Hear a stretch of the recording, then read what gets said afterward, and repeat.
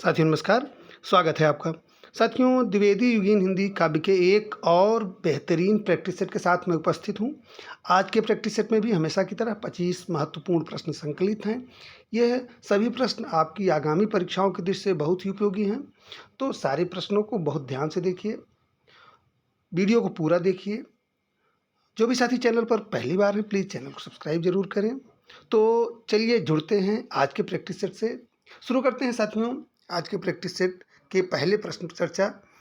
आज के practice set का साथियों पहला महत्वपूर्ण प्रश्न है, निम्नलिखित में कौन सी एक रचना ब्रज भाषा में है। 4 विकल्प दिए गए हैं, देखिए। ठेठ हिंदी का ठाठ, अधखिला फूल, चोखे चौपदे, रस कलश। तो इसमें सही उत्तर क्या है साथियों? इसमें सही उत्तर है विकल्प संख्या 4, रस कलश। सही उत्तर क्या है? विकल्प संख्या 4, रस कलश। रस कलश साथियों ब्रज भाषा में रचित एक रीति ग्रंथ है। रस कलश के रचनाकार अयोध्या सिंह उपाध्याय हरिओत जी हैं। और ठेठ हिंदी का ठाठ और अधकिला फूल, ये दोनों हरिओत जी की क्या हैं? उपन्यास हैं। ठीक है, चलिए बढ़ते हैं आगे, देखते हैं प्रश्न संख्या 2 साथियों। प्रश्न संख्या 2 कह रहा है, निम्नलिखित में मैथिली शरण गुप्त द्वारा रचित कृष्ण काव्य है। निम्नलिखित में मैथिली शरण गुप्त द्वारा रचित कृष्ण काव्य है। द्वापर, सिद्धराज, नहुस, चंद्रहास। तो इसमें सही उत्तर है साथियों विकल्प संख्या 1, द्वापर। मैथिली शरण गुप्त का कृष्ण काव्य द्वापर है।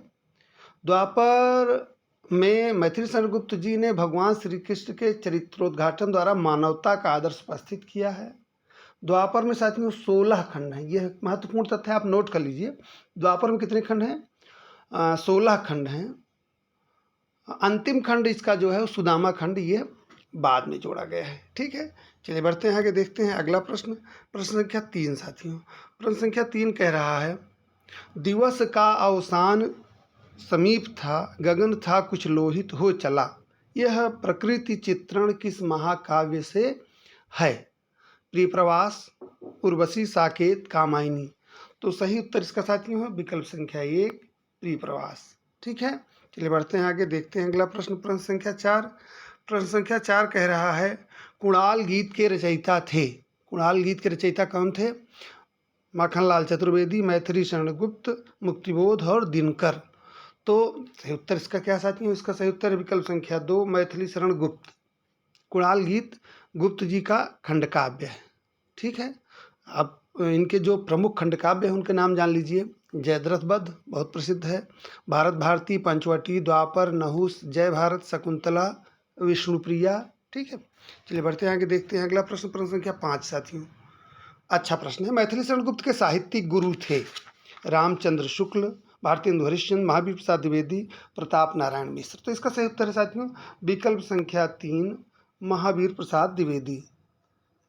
महावीर प्रसाद द्विवेदी जी को गुप्त जी अपना साहित्यिक गुरु मानते हैं। ठीक है ना।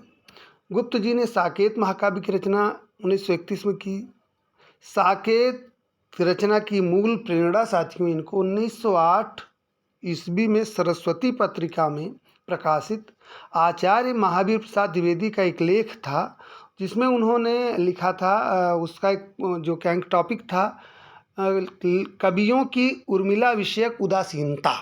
तो कवियों की उर्मिला विषयक उदासीनता 1908 सरस्वती में प्रकाशित लेख से प्रभावित होकर, प्रेरित होकर गुप्त जी ने साकेत की रचना की थी। ठीक है, चलिए बढ़ते हैं आगे, देखते हैं अगला प्रश्न। प्रश्न संख्या 6। प्रश्न संख्या 6 कह रहा है साथियों, मैथिली शरण गुप्त की रचनाओं का सही कालक्रम है। देखिए 4 रचनाएं दी गई हैं, रंग में भंग, भारत भारती, पंचवटी और साकेत। तो इसमें सबसे पहला आता है आपका रंग में भंग 1909 ईस्वी। उसके बाद में भारत भारती आपका 1912 में प्रकाशित हुआ था। पंचवटी 1925 में प्रकाशित हुआ था। साकेत 1931 में। तो इस तरह से इसका सही विकल्प साथियों विकल्प संख्या 1, रंग में भंग, भारत भारती, पंचवटी और साकेत। ठीक है, बढ़ेंगे आगे, देखेंगे अगला प्रश्न साथियों। प्रश्न संख्या 7। द्विवेदी युग के किस कवि ने अपना पूरा काव्य ब्रज भाषा में लिखा है? अच्छा प्रश्न है। हरिऔध, जगन्नाथ दास रत्नाकर, मैथिली शरण गुप्त, गया प्रसाद शुक्ल, सनेही। तो इसमें सही उत्तर है साथियों विकल्प संख्या 2 जगन्नाथ दास रत्नाकर। जगन्नाथ दास रत्नाकर द्विवेदी युग के साथियों एक ऐसे कवि थे जिन्होंने अपना पूरा काव्य ब्रजभाषा में लिखा है। इनकी जो महत्वपूर्ण रचनाएं हैं, उद्धव शतक, गंगावतरण, वीराष्टक, श्रृंगार लहरी, कलकासी, गंगा लहरी, विष्णु लहरी, हिंडोला, समालोचना दर्श। इन्होंने 3 ग्रंथों का संपादन किया था। इनके संपादित 3 ग्रंथ हैं जो महत्वपूर्ण हैं, बिहारी रत्नाकर, हित तरंगिणी और सूरसागर। ठीक है, चलिए बढ़ते हैं आगे, देखते हैं अगला प्रश्न, प्रश्न संख्या 8 साथियों। प्रश्न संख्या 8 कह रहा है, हम कौन थे, क्या हो गए हैं और क्या होंगे अभी, आओ विचारें आज मिलकर ये समस्याएं सभी। किस कवि की पंक्तियां हैं? श्याम नारायण पांडे, मैथिली शरण गुप्त, दिनकर, माखनलाल चतुर्वेदी। तो साथियों यह पंक्तियां गुप्त जी की भारत भारती से ली गई हैं। तो इसके रचयिता मैथिली शरण गुप्त जी हैं। ठीक है, बढ़ते हैं आगे, देखते हैं प्रश्न संख्या 9 साथियों। आचार्य महावीर प्रसाद द्विवेदी के संबंध में सही कथन है। देखिए 4 कथन दिया है, इसमें एक कथन जो है उनके बारे में सही है। छायावादी कविताएं लिखी, प्रिय प्रवास की रचना की, बालकोपयोगी साहित्य लिखा, खड़ी बोली का परिष्कार किया। तो इसमें सही उत्तर है साथियों विकल्प संख्या 4। आचार्य महावीर प्रसाद द्विवेदी ने खड़ी बोली का परिष्कार किया। ठीक है, चलिए बढ़ते हैं आगे, देखते हैं अगला प्रश्न, प्रश्न संख्या 10। प्रश्न संख्या 10 कह रहा है, समालोचना दर्श शीर्षक से ऐसे ऑन क्रिटिसिज्म का अनुवाद किसने किया? रामचंद्र शुक्ल, डॉक्टर नगेन, जगन्नाथ दास रत्नाकर और रमेश कुंतल मेघ। तो सही उत्तर इसका साथियों विकल्प संख्या 3 जगन्नाथ दास रत्नाकर। रत्नाकर जी ने पोप के एसे ऑन क्रिटिसिज्म का समालोचना दर्श शीर्षक से पद्यात्मक अनुवाद किया था। ठीक है, चलिए बढ़ते हैं आगे, देखते हैं प्रश्न संख्या 11 साथियों। प्रश्न संख्या 11 कह रहा है, रचना और रचनाकार का असंगत युग्म है। और ध्यान से देखिए, अच्छा प्रश्न है। वीर पंचरत्न लाला भगवान दीन, उलाहना पंचक अमीर अली मीर, मातृवंदना गिरधर शर्मा नवरत्न, कानन कुसुम हरिऔध। तो इसमें साथियों असंगत युग्म है विकल्प संख्या 4। कानन कुसुम साथियों हरिऔध की रचना नहीं, ये मुकुटधर पांडे की रचना है। किसकी? मुकुटधर पांडे की। ठीक है, बढ़ेंगे आगे, देखेंगे अगला प्रश्न, प्रश्न संख्या 12। हरिऔध के प्रिय प्रवास महाकाव्य में सर्गों की संख्या कितनी है? मैं जोर देकर कहना चाहूँगा कि ये बहुत महत्वपूर्ण प्रश्न है, बहुत महत्वपूर्ण तथ्य है। प्रिय प्रवास महाकाव्य में कितने सर्ग हैं? तो इसका सही उत्तर है विकल्प संख्या 1। प्रिय प्रवास में कितने सर्ग हैं? 17 सर्ग हैं। कितने सर्ग हैं? 17 सर्ग हैं। ठीक है, चलिए बढ़ते हैं आगे, देखते हैं प्रश्न संख्या 13। प्रेम शतक के रचनाकार हैं। प्रेम शतक के रचनाकार कौन हैं? जगन्नाथ दास रत्नाकर, दुलारी लाल भार्गव, वियोगी हरि, अंबिका दत्त व्यास। तो इसमें सही उत्तर क्या साथियों? इसमें सही उत्तर है विकल्प संख्या 3 वियोगी हरि। प्रेम शतक के रचनाकार वियोगी हरि हैं। वियोगी हरि की और जो महत्वपूर्ण रचनाएं हैं वो एक तो वीर सतसई, इनकी बहुत प्रसिद्ध रचना है, और एक इनकी और रचना है चरखा स्त्रोत। ठीक है, चलिए बढ़ते हैं आगे, देखते हैं अगला प्रश्न, प्रश्न संख्या 14। बहुत बार परीक्षाओं में पूछा गया, बहुत महत्वपूर्ण प्रश्न है, इसको ध्यान से देखिए। नूरजहां प्रबंध काव्य के रचयिता कौन है? कुतुबन, सियाराम शरण गुप्त, गुरुभक्त सिंह और हरिऔध जी। तो इसमें सही उत्तर क्या है? इसमें सही उत्तर विकल्प साथियों 3 नूरजहां प्रबंध काव्य के रचयिता गुरुभक्त सिंह हैं। ठीक है, कुतुबन की चर्चित रचना है मृगावती, है ना। चलिए बढ़ते हैं आगे, देखते हैं अगला प्रश्न, प्रश्न संख्या 15। प्रश्न संख्या 15 अच्छा प्रश्न। गोल्ड स्मिथ की कृति ट्रैवलर का अनुवाद किसने किया?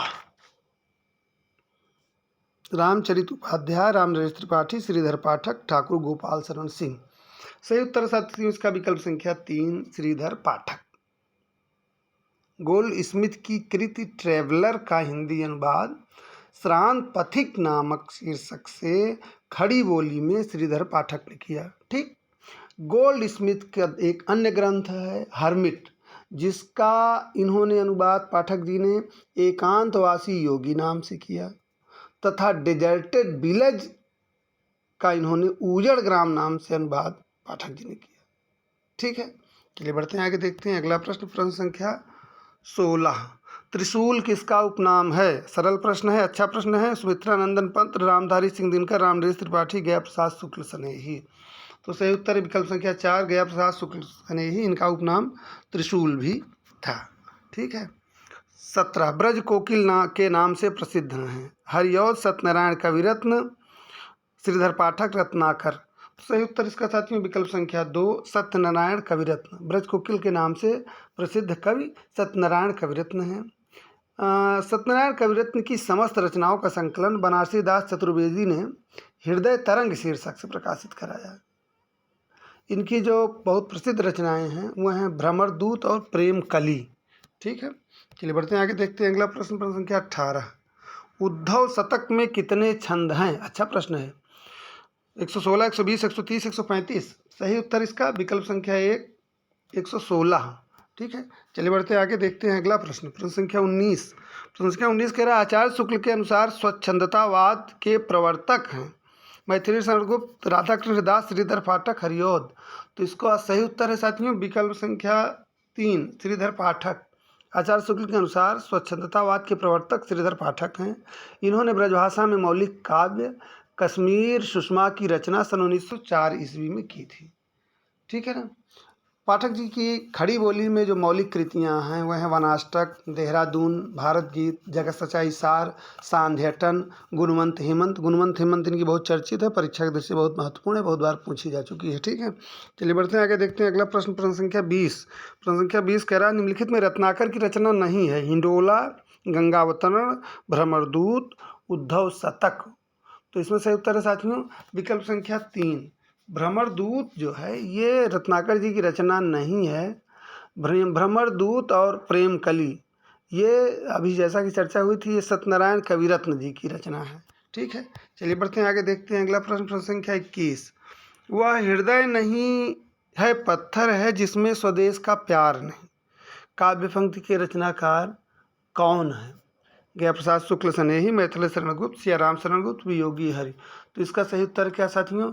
इसका सही उत्तर है विकल्प संख्या 1, गया प्रसाद शुक्ल स्नेही। ठीक है, बढ़ते हैं आगे, देखते हैं अगला प्रश्न, प्रश्न संख्या 22। प्रश्न संख्या 22 कह रहा है साथियों कविता करके तुलसी न लसे, कविता लसी पात तुलसी की खला। तुलसीदास के बारे में यह कथन किसका है? तुलसीदास के बारे में यह कथन किसका है?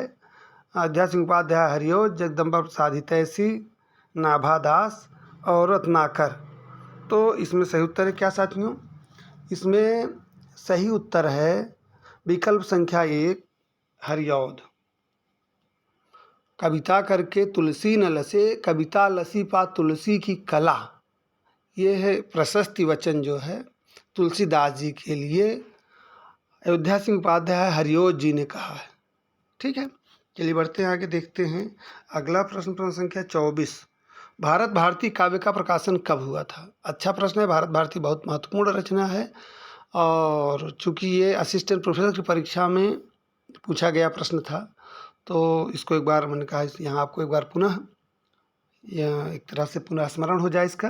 भारत भारती काव्य का प्रकाशन कब हुआ था? 1910, 1911, 1912, 1915। मुझे लग रहा है आप सही अनुमान लगा लिए होंगे। सही उत्तर इसका है विकल्प संख्या 3, 1912 ईस्वी।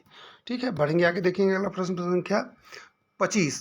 आज की वीडियो का अंतिम प्रश्न साथियों है रचना काल के आरोही क्रम में सुव्यवस्थित वर्ग है। साकेत, यशोधरा, जय भारत, द्वापर। तो इसमें देखिए 4 रचनाएं, ये चारों क्या हैं? गुप्त जी की रचनाएं हैं। इनके प्रकाशन वर्ष के अनुसार क्रम में लगाना है।